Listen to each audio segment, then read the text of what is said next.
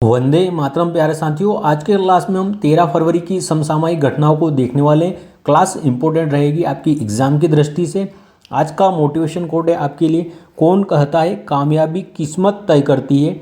कौन कहता है कामयाबी किस्मत तय करती है। इरादों में दम हो तो मंजिलें भी झुका करती है। आपके इरादों में दम होना चाहिए, आपके शरीर के अंदर जो रक्त है उसमें एक उबाल होना चाहिए सफलता पाने का, तो आप जरूर निश्चित ही सफल होंगे।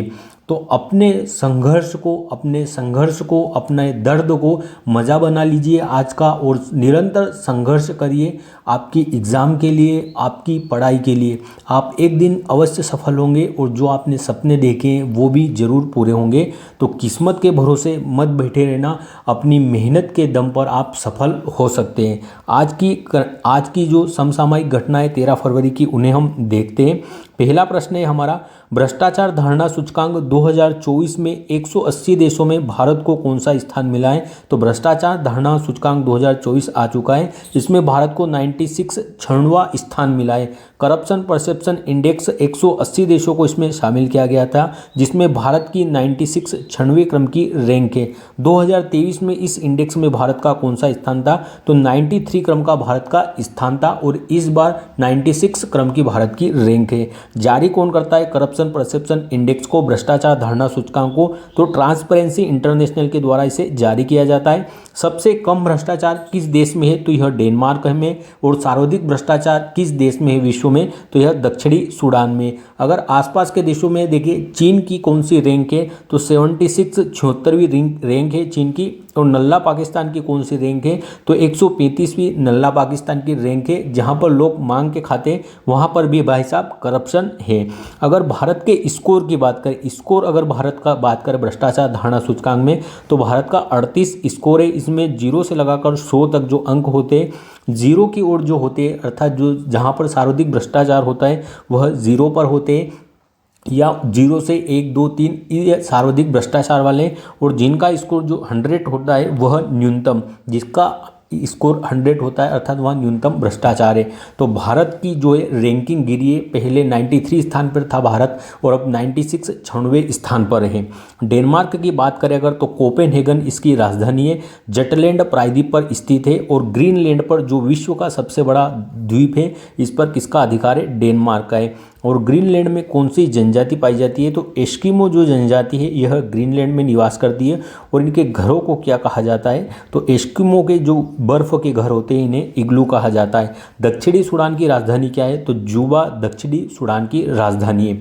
अगर बात करें साइबर अपराध में हमारा कौन सा स्थान है, साइबर अपराध में तो 10वां स्थान है। साइबर हमला, अगर साइबर हमलों की बात करें तो इसमें कौन सा स्थान है, तो साइबर हमलों में हम 2nd स्थान पर है। HDI ह्यूमन डेवलपमेंट इंडेक्स में कौन सा स्थान है हमारा, तो इसमें हमारा 134वां स्थान है, जो मानव विकास सूचकांक में इसके अंतर्गत। और अगर हम देखें 105वीं रैंक किसके अंतर है, तो हंगर इंडेक्स जो भूखमरी सूचकांक है इसमें हमारी कौन सी रैंक है, तो 105वें स्थान पर है हम हंगर इंडेक्स में। नेक्स्ट प्रश्न है, हाल ही में Dubai global best M governance award 2025 में भारतीय छात्रों ने कौन सा पदक जीता है, तो इसमें 3 भारतीय छात्रों ने भाग लिया था global best M governance award 2025 में, और तीनों के द्वारा कांस्य पदक प्राप्त किया गया है। World government summit Dubai UAE में इसका आयोजन हुआ था, और 11 से 14 फरवरी के मध्य इसका आयोजन होना है, और 12वां संस्करण है, इस बार का 12वां क्रम है। और इसकी थीम क्या रखी गई है, तो शेपिंग फ्यूचर ऑफ गवर्नमेंट इसकी थीम रखी गई है। और इसमें एक अवार्ड दिया गया है global best M governance award. तो यहाँ पर तीनों भारतीय जो शामिल हुए थे विद्यार्थी, इन्हें ब्रॉन्ज मेडल मिला है। तो भारतीय विद्यार्थी 3 शामिल हुए थे और इन्हें ब्रॉन्ज मिला है। और 3 कौन कौन से, उनके नाम क्या है, तो सागर, अभिनय और अनुष्का जी को यह अवार्ड मिलता है। इनके द्वारा क्या विकसित किया गया था, तो जो एक ऐप है एक्सेस वे ऐप को इनके द्वारा विकसित किया गया था। जो दिव्यांग व्यक्ति होती है उनके लिए सुविधाजनक होती है, उनके लिए जो लोकेशन है उनके मार्ग बताने में सहायक होती है। एक्सेस वे ऐप, इनके लिए इन्हें global best M governance award से सम्मानित किया गया है। यूएई की बात करें अगर, तो यूएई की राजधानी क्या है, तो अबू धाबी इसकी राजधानी है, दिरहम यहाँ की मुद्रा है। यूएई में ही, संयुक्त अरब अमीरात में ही जो T20 महिला वर्ल्ड कप है, T20 महिला वर्ल्ड कप इसका आयोजन हुआ था और यहाँ पर इसका विजेता कौन रहा था और इसका उपविजेता कौन रहा था, तो न्यूजीलैंड इसका विजेता रहता है और उपविजेता कौन रहता है, तो दक्षिण अफ्रीका इसका उपविजेता रहता है। जो T20 महिला वर्ल्ड कप हुआ था और जो मेल का T20 वर्ल्ड कप हुआ था पुरुषों का, ये कहाँ पर हुआ था, तो ये यूएसए और वेस्ट इंडीज़ में आयोजित होता है। भारत इसमें विजेता रहता है जो मेल T20 वर्ल्ड कप था और उपविजेता यहाँ पर उपविजेता दक्षिण अफ्रीका रहता है और आयोजन कहाँ पर हुआ था, यूएसए और वेस्ट इंडीज़ में इसका आयोजन हुआ था। नेक्स्ट प्रश्न है, हाल ही में बायोलंपी वैक्सीन के लिए किसने केंद्रीय औषधि मानक नियंत्रण संगठन से प्रमाणन मिला है, तो किस कंपनी ने जो बायोलंपी है इसकी वैक्सीन खोजी है। अभी लंपी वायरस कुछ समय पहले जो चर्चा में था, जो गाय है हमारे जो पशु है, इससे जो है पशु जो गाय है इनमें गांठ उत्पन्न हो रही थी या जो गांठ बन रही थी लंपी वायरस के कारण, तो बायोवेट कंपनी ने इसे बनाया है इस वैक्सीन को।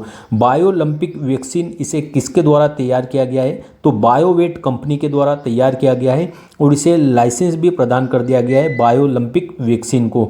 और यह किसके लिए, तो जो मवेशी है, खासकर जो गाय होती है, जो मवेशी है उनमें गांठदार जो त्वचा रोग है जिसे LSD, जिसे लिम्फेटिक स्किन डिसीज भी कहा जाता है, तो यह मवेशियों में गांठदार त्वचा रोग है, इसके लिए बायोलंपिक वैक्सीन जो है इसे मान्यता मिल चुकी है और बायोवेट कंपनी ने इसे बनाया है और यह 500 मिलियन प्रति ईयर की क्षमता से इसका उत्पादन करने वाली है। और जो लंपी वायरस है इसके कारण लगभग कितने पशुओं की भारत में मौत हुई थी, और सर्वाधिक पशुओं की मौत, गायों की मौत कहाँ, राजस्थान में देखने को मिली थी, तो लगभग जो आंकड़े हैं उसके अनुसार 2 लाख मवेशियों की मौत हुई थी इसके अंतर्गत। नेक्स्ट प्रश्न है हमारा, हाल ही में केंद्रीय मंत्री गिरिराज सिंह ने भारत टेक्स 2025 का उद्घाटन कहाँ किया है, तो केंद्रीय मंत्री गिरिराज सिंह के द्वारा भारत टेक्स 2025 का उद्घाटन ग्रेटर नोएडा में किया गया है। भारत टेक्स 2025 इसका उद्घाटन ग्रेटर नोएडा में किया गया है और गिरिराज सिंह के द्वारा किया गया है। और गिरिराज सिंह हमारे कौन से मिनिस्टर है, तो कपड़ा मंत्रालय के जो टेक्सटाइल मंत्री है हमारे गिरिराज सिंह हैं। और भारत टेक्स किससे संबंधित है, तो ये टेक्सटाइल इंडस्ट्री से संबंधित आयोजन हुआ है इसका। टेक्सटाइल या कपड़ा उद्योग को बढ़ावा देना इसका उद्देश्य है। ग्रेटर नोएडा में इसका आयोजन हुआ है, सेकेंड संस्करण है इस बार इसका, और ग्रेटर नोएडा में इसका फर्स्ट चरण का आयोजन हो रहा है और भारत मंडपम नई दिल्ली में इसके सेकेंड चरण का आयोजन होगा।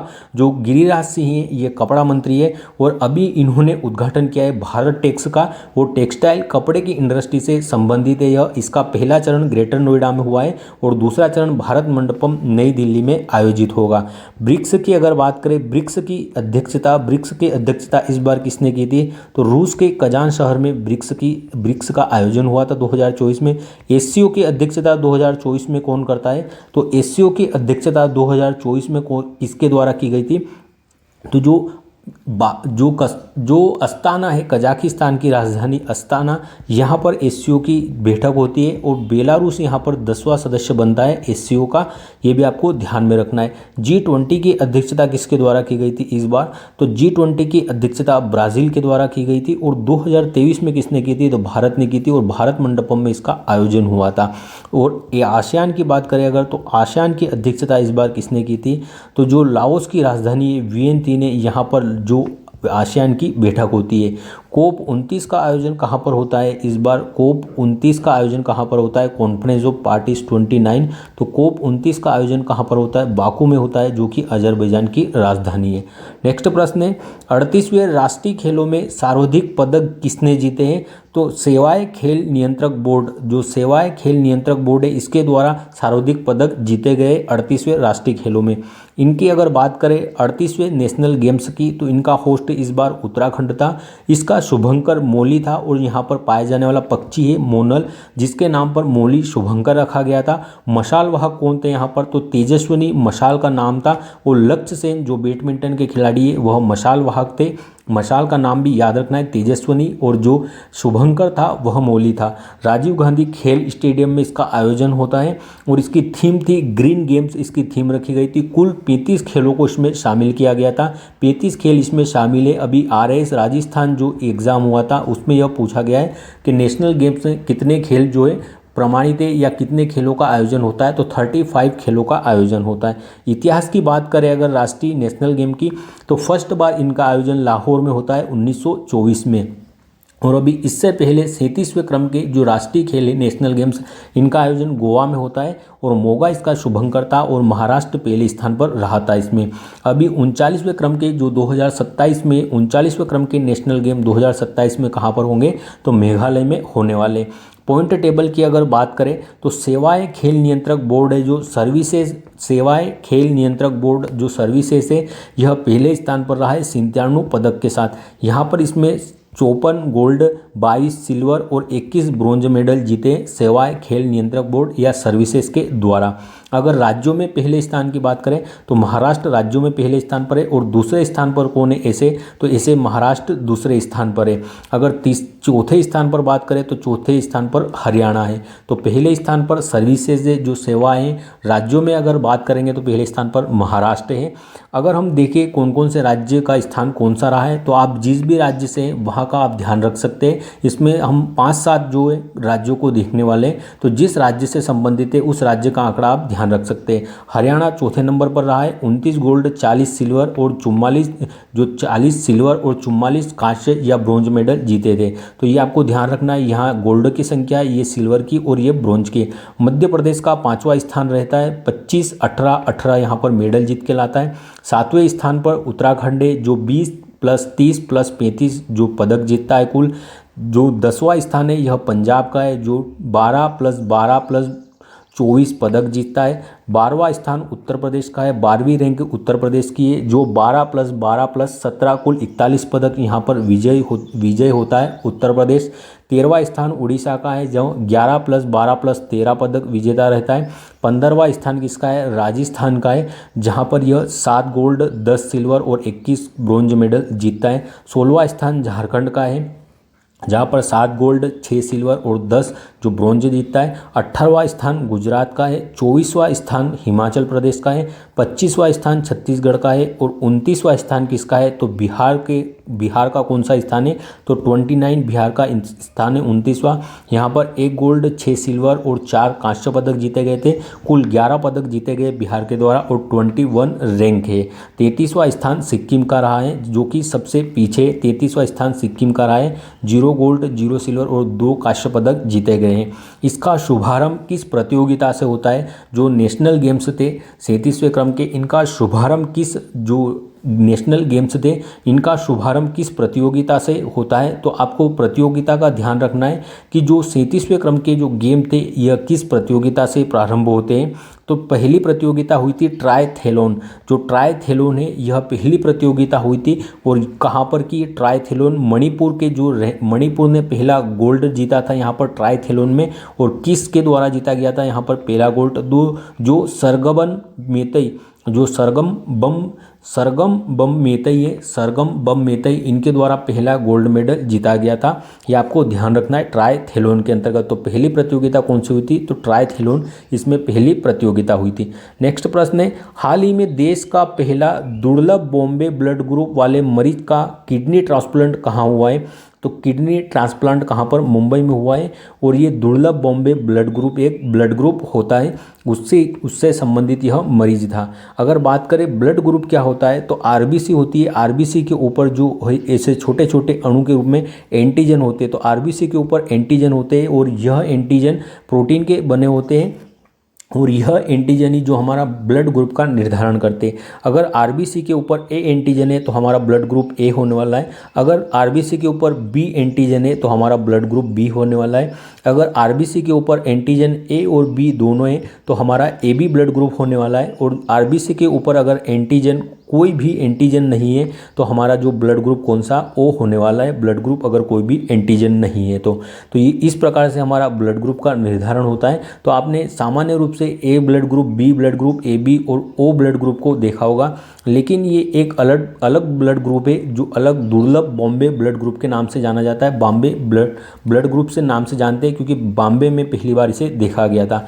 तो 1952 में वाई एम भिंडे जो डॉक्टर थे, इन्होंने बॉम्बे ब्लड ग्रुप की खोज की थी। यह एक न्यू ब्लड ग्रुप है जो इसमें एच एंटीजन होता है, यह एच एंटीजन से संबंधित होता है और बॉम्बे में खोज हुई थी इसलिए इसका नाम बॉम्बे एंटीजन रखा गया है। तो दुर्लभ बॉम्बे ब्लड ग्रुप वाला जो व्यक्ति था, इसका अभी किडनी या जो है किडनी को ट्रांसप्लांट किया गया है। भारत में दुर्लभ बॉम्बे ब्लड ग्रुप के व्यक्ति किससे मिलते हैं, तो प्रति 10,000 लोगों में से एक बॉम्बे ब्लड ग्रुप से संबंधित होता है भारत में। और अगर विश्व की बात करें तो प्रति 10 लाख व्यक्तियों में एक व्यक्ति ऐसा होता है जिसका जो बॉम्बे ब्लड ग्रुप मिल सकता है।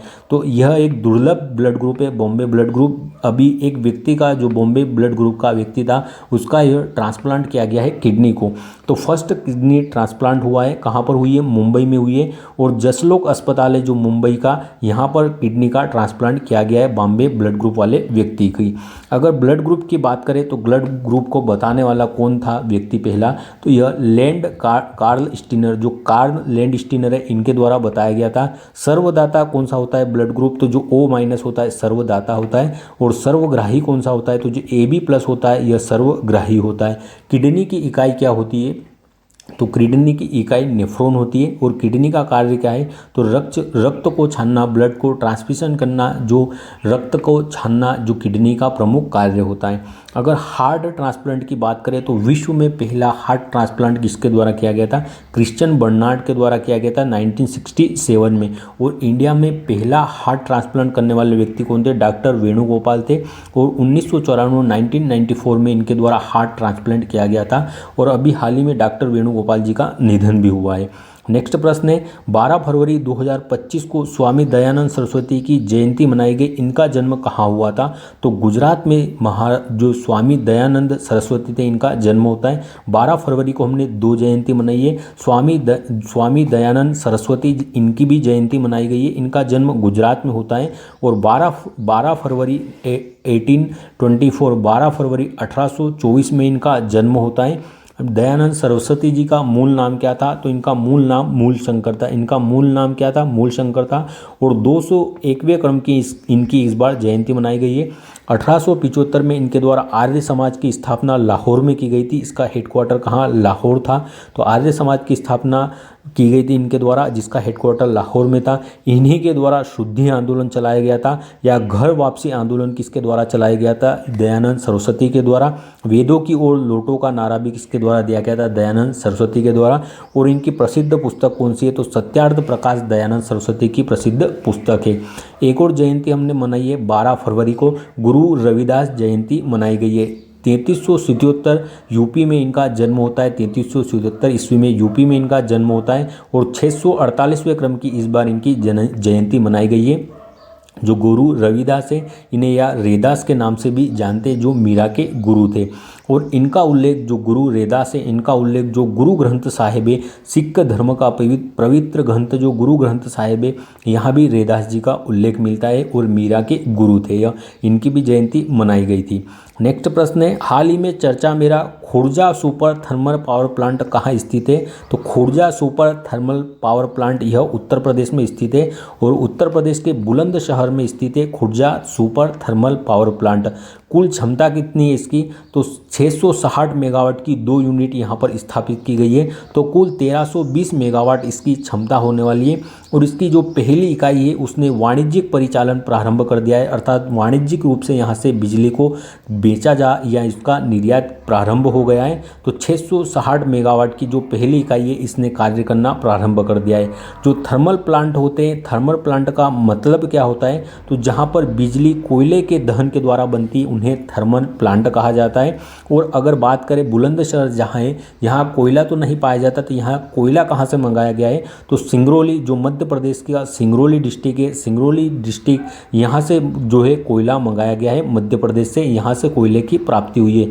और भारत की सबसे मोटी कहाँ पर कोयले की परत पाई जाती है, तो जो सिंगरौली है यहीं पर जो सबसे मोटी जो भारत की है कोयले की परत पाई जाती है। और सिंगरौली में ही एक स्थान है बेठन, जो मध्य प्रदेश की ऊर्जा राजधानी है। मध्य प्रदेश की ऊर्जा राजधानी किसे कहा जाता है, बेठन को कहा जाता है। और किस कंपनी के द्वारा इसे निर्माण किया गया है इस थर्मल प्लांट का, तो जो टीएचडीसी इंडियन लिमिटेड कंपनी है, इसके द्वारा इस प्लांट को तैयार किया गया है।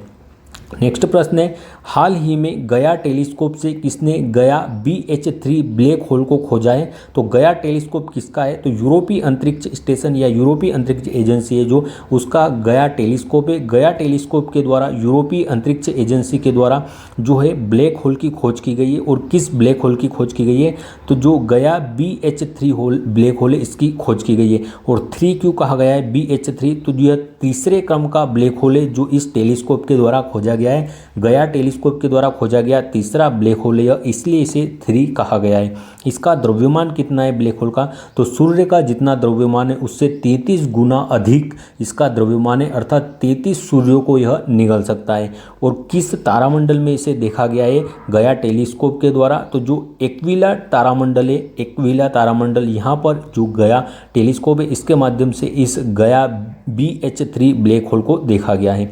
जाक्सा, अगर अंतरिक्ष एजेंसियों की बात करें तो जाक्सा कहाँ की है, तो जापान की अंतरिक्ष एजेंसी है जाक्सा। इसरो, अगर बात करें इसरो और जाक्सा दोनों होकर कौन सा मिशन भेजेंगे, तो लूपेक्स मिशन है जो चंद्रमा पर भेजने वाले हैं चंद्रमा के ध्रुवों के अध्ययन के लिए। नासा, यह अंतरिक्ष एजेंसी USA की है। रोसकोसमोस रूस की है। कासा अंतरिक्ष एजेंसी यह दक्षिण कोरिया की है। नेक्स्ट प्रश्न है, हाल ही में स्किल उदय टोंगाई योजना किसने प्रारंभ की है, तो स्किल उदय टोंगाई योजना यह त्रिपुरा सरकार के द्वारा प्रारंभ की गई है।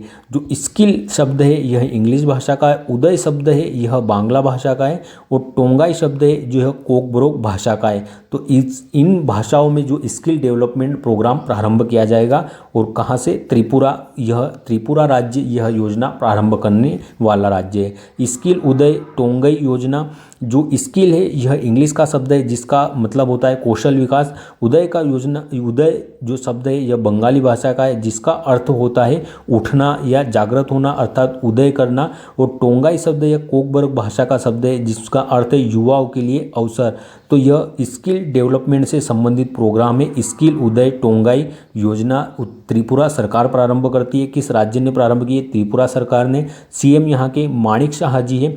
नरसिंहगढ़ अगरतला, नरसिंहगढ़ से प्रारंभ किया गया है, जो कि अगरतला में यहाँ से इसे प्रारंभ किया गया है। और इसके तहत 80,000 युवाओं को, जो स्कूल और कॉलेज के युवा हैं 80,000 युवा, उन्हें स्किल डेवलपमेंट किया जाएगा, उन्हें प्रशिक्षण दिया जाएगा।